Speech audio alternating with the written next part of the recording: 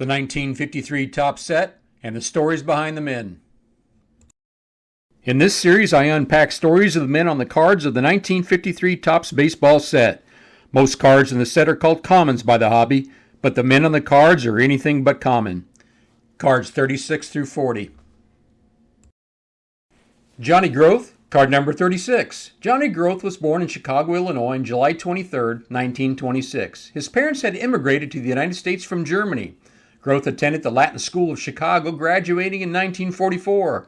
Despite living only a few blocks away from Wrigley Field, his family had little interest in baseball, or any sport for that matter.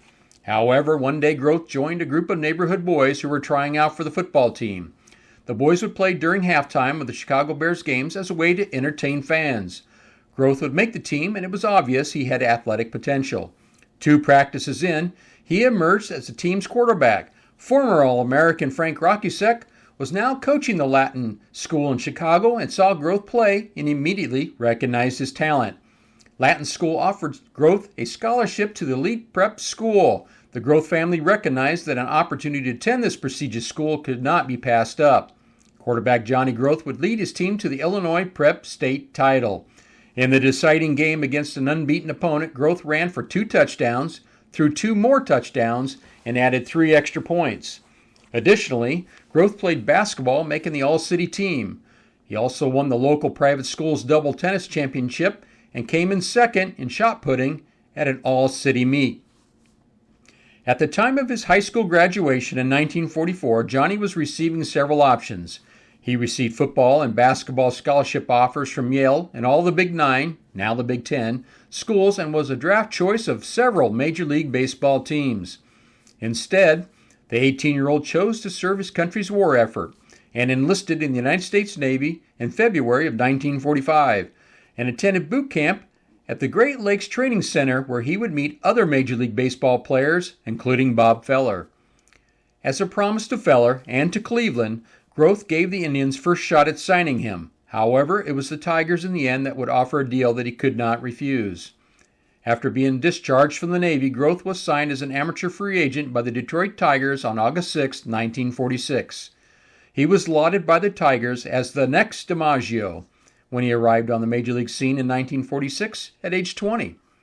He made his Major League Baseball debut 1 month later on September 5th, entering as a defensive replacement for Hoot Evers in a 10-0 win over the Cleveland Indians. Groth stayed with Detroit through the summer of 1960. His last game came on July 28th that year, entering the game as a pinch hitter. With his consent, a few days later, Groth was optioned to the Denver Bears and the American Association, where he played out the season. Groth finished his 15-year career in the majors with a .279 average and a .987 lifetime fielding average. At that time, it was among the best all-time in baseball history. Groth died on August 7, 2021, at his home in Palm Beach. He was 95 years old. In 1946, Groth signed with the Detroit Tigers and began his 15-year career in professional baseball. As was later recounted, Wish Egan, Cleveland's chief scout, met with Groth and his father. Knowing Cleveland had made an offer, Egan said, "I know you have an offer from Cleveland. I don't know what it is. I don't want to know. All I want you and your dad to do is figure out how much money you want." Groth and his father conferred and came back requesting a $30,000 bonus and a 3-year contract for $5,000 a year. Like a flash, Egan agreed to the terms, only asking one question: "You got any use for a Cadillac?" Signed too late for assignment to a minor league team in 1946, Groth stayed with the Tigers the remainder of the season and appeared in 4 games, going hitless, and 9 at-bats. After retiring from baseball in 1960, he and his wife Betty bought a house in Palm Beach, Florida, and they started a family that would become 9 girls and 2 boys, enough for an all-girls baseball team and 2 umpires. Please see the photo on the top right. After managing in Detroit's minor league system, he hooked up with the Atlanta Braves organization as a scout, a position he held for 27 years before retiring in 1990. His recruits included Mickey Rivers out of Dade Community College, who went on to a 14-year career in the majors. In 1992, Johnny Groth was inducted into the AAA League Buffalo Bison Hall of Fame. Who scored the last run in the St. Louis Browns history? The answer? Johnny Groth, scoring the sole run in a 2-1 loss against Chicago on September 27, 1953, on the last day of the season.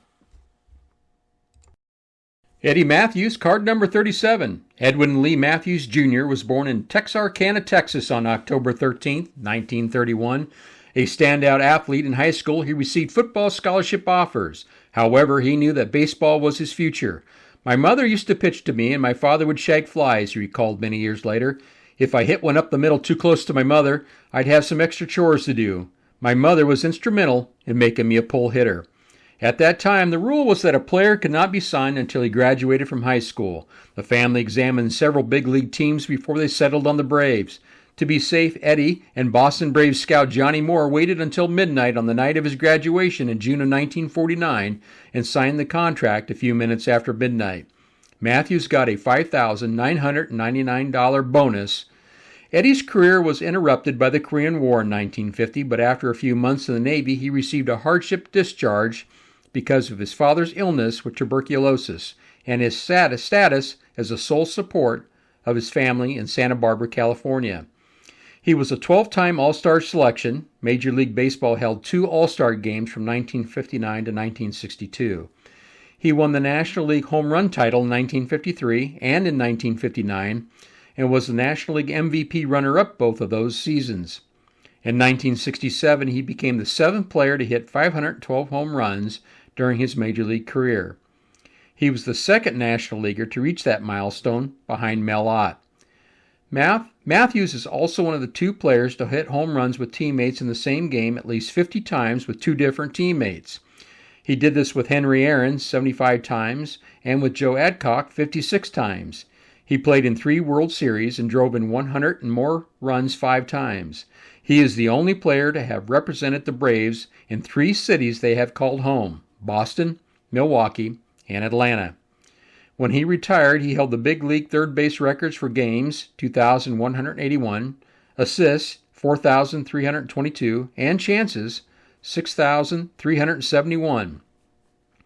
Mathews still holds the record for most home runs hit before turning 25 years old with 190. While the Braves, Mathews teamed up with Hank Aaron and hit 863 home runs in 13 seasons together. Only Babe Ruth and Lou Gehrig hit more home runs as teammates, going deep as combined 879 times from 1923 to 1934. Eddie Mathews was elected to the Hall of Fame in 1978.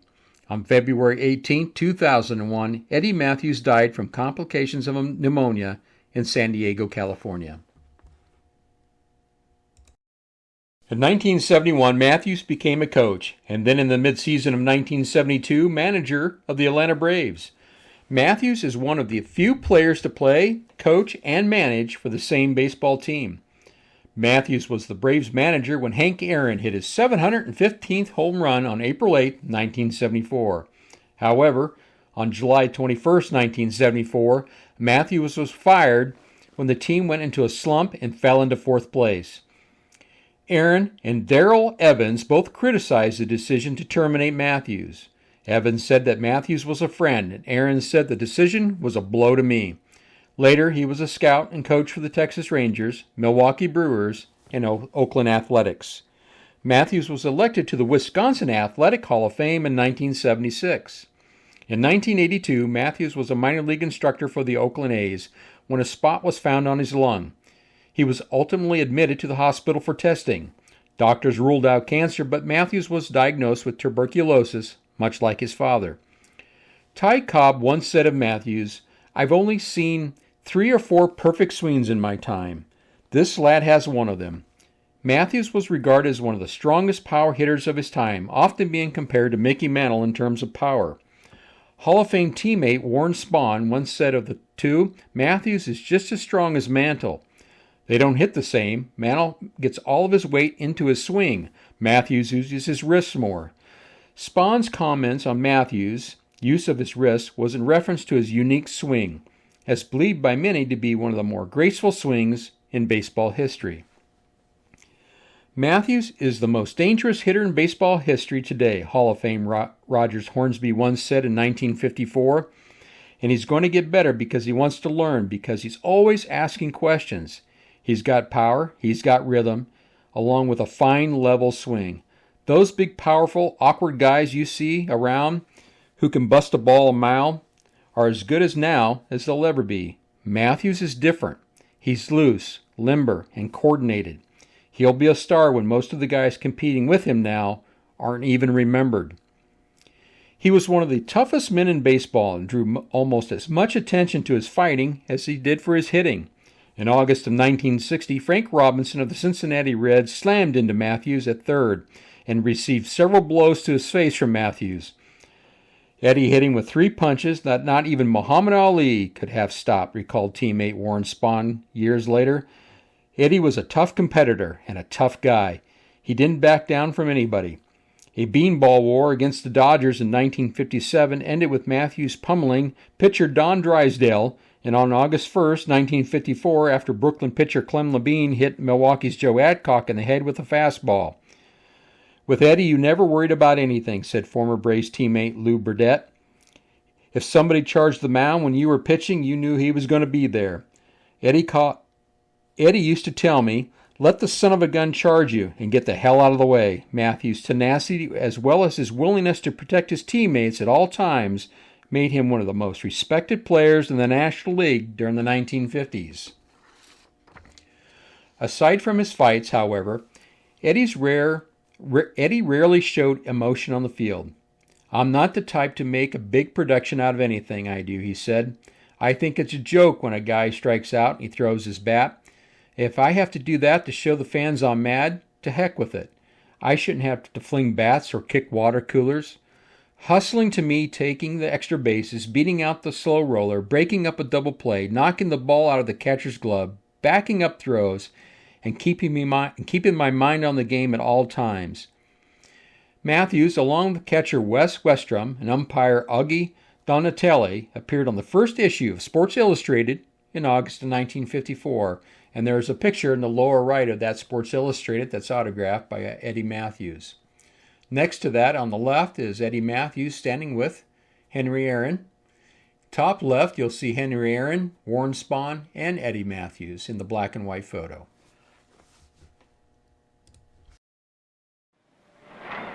It's Eddie Mathews at the plate. And he connects. Hank Bauer moves back, but the ball is out of reach. A home run and a 7-5 Milwaukee victory. It was nothing new for Eddie, as he had hit 32 homers during the 1957 season. Mathews' homer has evened the series at 2-2, and his teammates give Eddie a hero's welcome. The scrappy Milwaukee Braves and their courageous left-hander Warren Spahn have turned what looked like a heartbreaking defeat into a great victory. More than anything else, Eddie Mathews was a Brave. In Boston, in Milwaukee, and in Atlanta, the only major leaguer to play for the club in each city. Mathews was 2 years established as a slugging third baseman when Henry Aaron arrived in 1954. Their partnership in the Braves lineup became the most prolific in baseball history with a combined 863 home runs, more than Ruth and Garrick or Mays and McCovey. Mathews was the 7th man to join the exclusive 500 club, ending at 512 home runs. Yeah, I hit 2 in one game to break a tie Ott's record and break it. My 512th. I woke up the next morning, I couldn't walk. My back went out, man. I had to end up with a back operation, never hit another one. Mathews sparked the Braves to the 1957 World Series championship over the Yankees, winning Game 4 with a 10th inning home run, and then saving the series with a Game 7, bottom of the 9th, bases loaded stop. Bases loaded in the 9th, but Scour and Smash is backhanded by Mathews. He steps on third and it's all over but the tumult and the shouting. Mathews' career touched the history of his time in other ways. It is his swing against the New York Giants that graced the August 1954 cover of the first issue of Sports Illustrated. And the highlight of his short and undistinguished managerial career was Aaron's historic 715th home run. Fastball and a high drive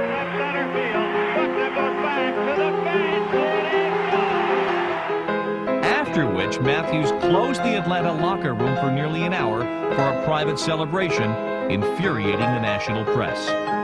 In his later years, Mathews felt a strong yearning for the good old days. I don't feel good about baseball at all right now. Not only because of the ball players don't seem to have any loyalty to a town, but the team doesn't have any loyalty to the town. It was a far cry from that time at Forbes Field in Pittsburgh when a young fan tossed him a note, a dinner invitation, and Mathews was pleased to accept. And a far cry from the way he learned the Braves had traded him after 15 seasons. A sports writer told him. By his own admission, Mathews cried like a baby. When the Braves wrote to apologize, the club misspelled Mathews' name throughout the entire letter. Eddie Mathews had rare power and a swing even Ty Cobb called perfect. And beyond that, a profound respect for the game that frames his memory. I love everything about it. God, it's all I ever knew. It's all I ever wanted to know, and every aspect of it. And I just hope that these kids today are going to get as much out of it as I got out of it. Jim Hearn, card number 38. James Tolbert Hearn was born on April 11, 1921 in Atlanta, Georgia. He played baseball in Sandlot youth leagues, and while playing at North Fulton High School, he covered the outfield. He also played the hot corner, but never pitched. However, his passion was basketball, and at 6'3", Hearn played center for his high school team. He accepted a scholarship to play on the hardwood at Georgia Tech in Atlanta. During the summer, Hearn played baseball for various semi-pro teams in central Georgia. After his sophomore year at Georgia Tech, Jim's semi-pro team participated in the National Baseball Congress Championships in Wichita, Kansas in 1941. At the heavily scouted tournament, Hearn caught the attention of St. Louis Cardinals scout Jack Ryan, who was impressed with his size, agility, and strong throwing arm from third base. After the tournament, Hearn accompanied Ryan back to St. Louis in order to work out at Sportsman Park in front of Branch Rickey and other team officials. The club was impressed and made Hearn an offer he could not refuse. "I went out on the road trip with them," said Hearn of his career-altering experience with the Redbirds.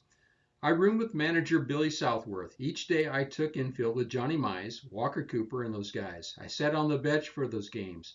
Thoroughly impressed and convinced that he could someday join the ranks of the most successful team in the National League, Hearn signed in the late summer of 1941. He returned to Georgia Tech in the late fall to play one more season of basketball, but left school early in 1942 to begin his professional baseball career. Hearn reported to the Class B Columbus, Georgia Redbirds of the South Atlantic League as a third baseman and center fielder. "I became a pitcher overnight," Hearn said to reporter Joseph Sheehan. Because several of the team's pitchers had enlisted in the military and others were injured, Hearn innocently threw batting practice, impressing player-manager Harrison Wickle. Quote, "Wickle asked me to try my luck against Macon Peaches. I didn't even know how to stand on the rubber. In his first game as a professional pitcher, he pitched an extra inning complete game, losing 2-1 on an error in the 11th inning. From then on, I was a pitcher, or so they said." By mid-August, he was touted by the Sporting News as one of the best pitching prospects in the league. Hearn would spend 2 years in the minor leagues and 3 years, 1943 to 1945, performing military service in the United States Army during World War II, before being called up in 1947. Hearn was ultimately assigned to the Coast Artillery and was stationed in the Philippines. Like most players serving during wartime, Hearn would play for base camp teams and would excel in doing so. Jim Hearn was an excellent golfer and opened up a golf school after his baseball career ended. He died at the age of 77 from Hodgkin's lymphoma on June 10, 1998, at his winter home in Florida.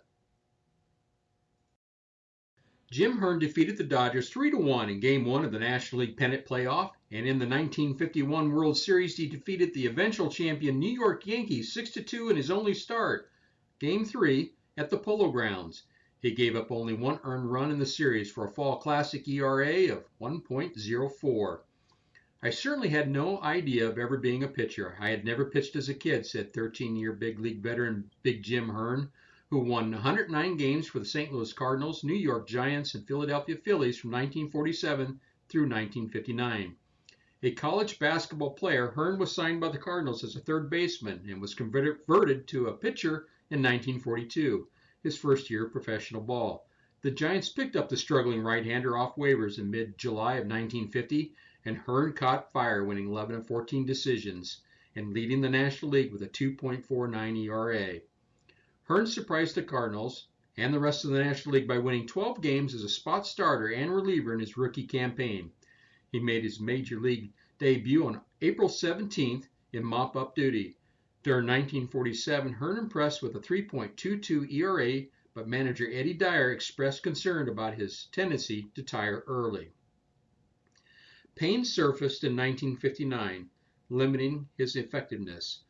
On May 22nd, he was given his unconditional release. Immediately after his playing career, Hearn returned to his off-season home in Atlanta with his wife Mary Ann and former Miss Atlanta, whom he had married early in his career with the Giants. They had 4 sons, Jim, Jeff, Paul, and Chris, and 1 daughter, Mary.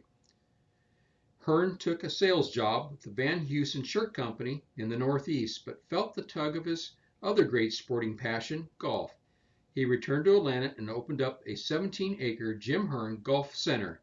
In 1983, he was inducted into the Georgia Sports Hall of Fame. On May 10, 1959, he pitched 1 1/3 innings against the Pittsburgh Pirates and gave up 2 runs before the game was suspended. He was given his unconditional release 12 days later. The suspended game was resumed in July, and Pittsburgh held on to win.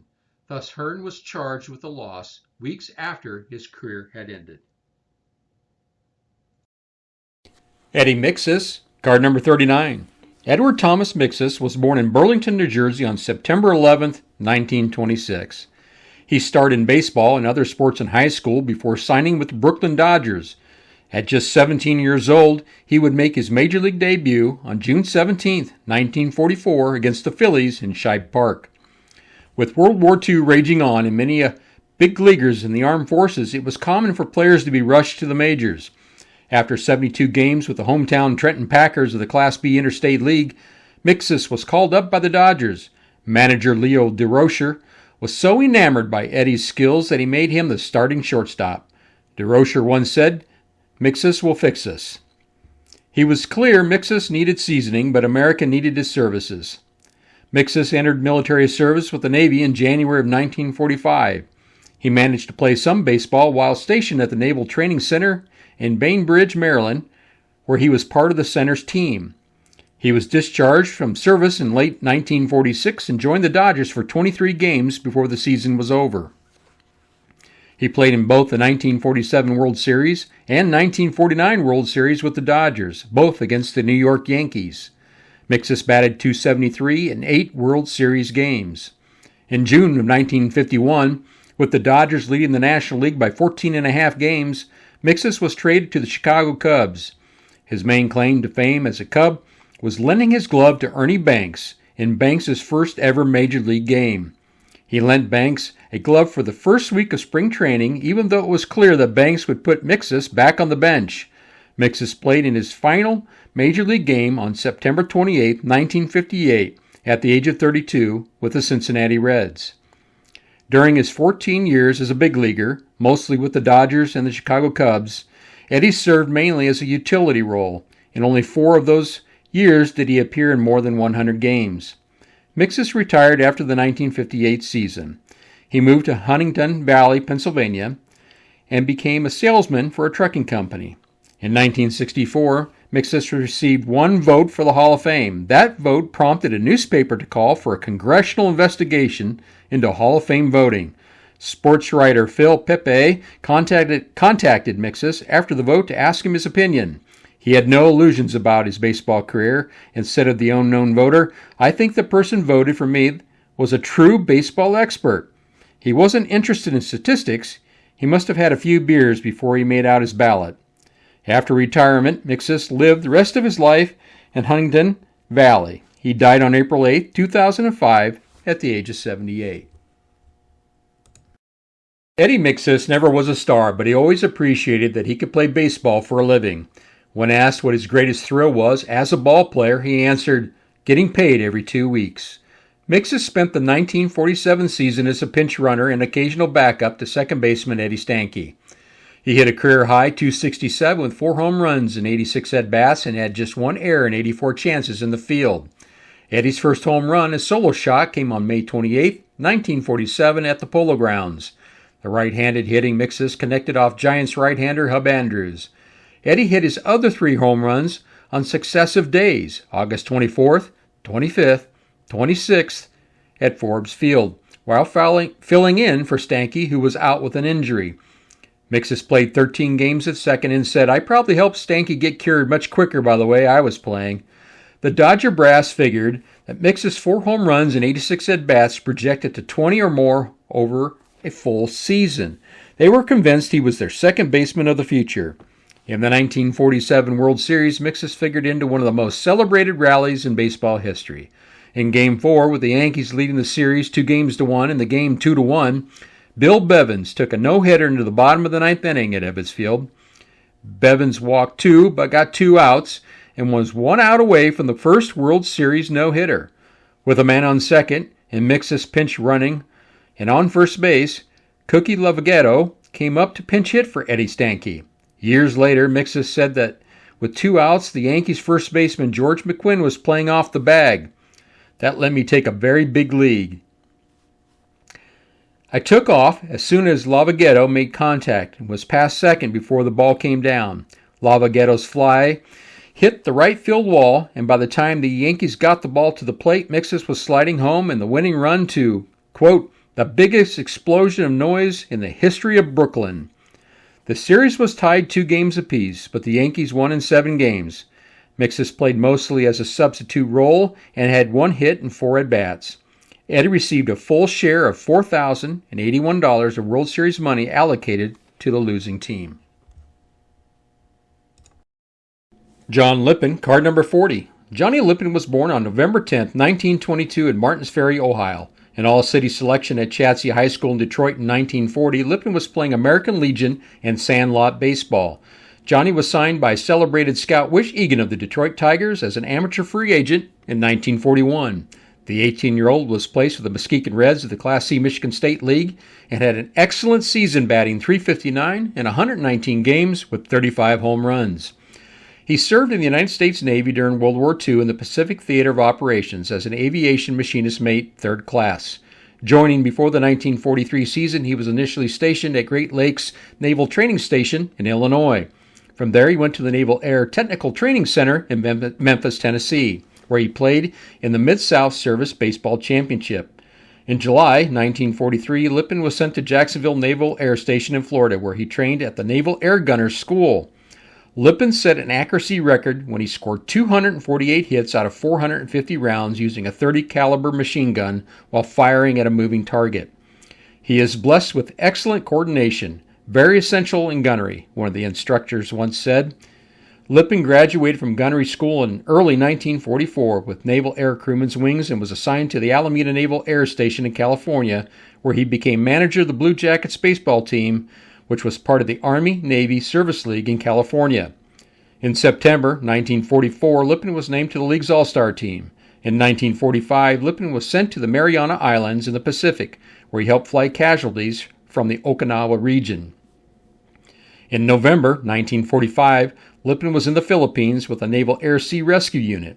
He served more than 3 years until several months after World War II ended and was discharged on February 11, 1946. 5 days later, he signed again with the Tigers. He remained a lifetime member of the Veterans of Foreign Wars.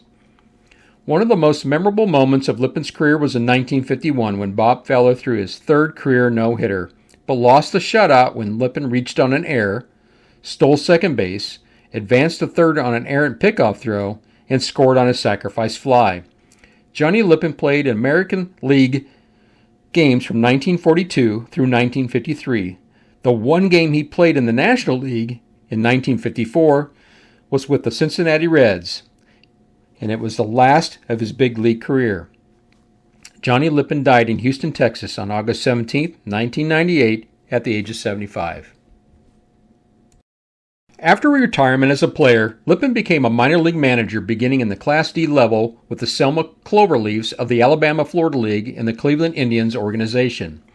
Lippin spent 30 of the next 34 years as a manager in the Cleveland, Detroit, and Pittsburgh farm systems, winning 2,185 games and losing 1,987 games for a winning percentage of .524. His success as a skipper of the Portland Beavers of the Pacific Coast League in the mid-1960s earned him a promotion to the Indians coaching staff, where he served from 1968 to 1971. He retired from managing and coaching after the 1992 season. He was 69 years old at the time of his retirement, and in 1995 he was honored with the King of Baseball award. Tommy John played under Lippin in Charleston and Portland. Lippin was an excellent manager, John recalled. He treated players like adults. When we'd go to Hawaii, he'd tell us to have fun, enjoy the sights, the ocean, the beaches. He encouraged us to be ourselves. He was an excellent handler of men, and I never understood why he didn't get the chance to manage in the big leagues. In 1963, he managed Charleston in West Virginia to the Eastern League pennant and was named Manager of the Year. In 1964, he was named Oregon's Man of the Year in sports. The next year, 1965, he led the Portland Beavers to the first place in the Pacific Coast League West. In 1967, after leading the Beavers to within one game of first place, having lost a single-game playoff to Spokane, he was named Manager of the Year for the Pacific Coast League.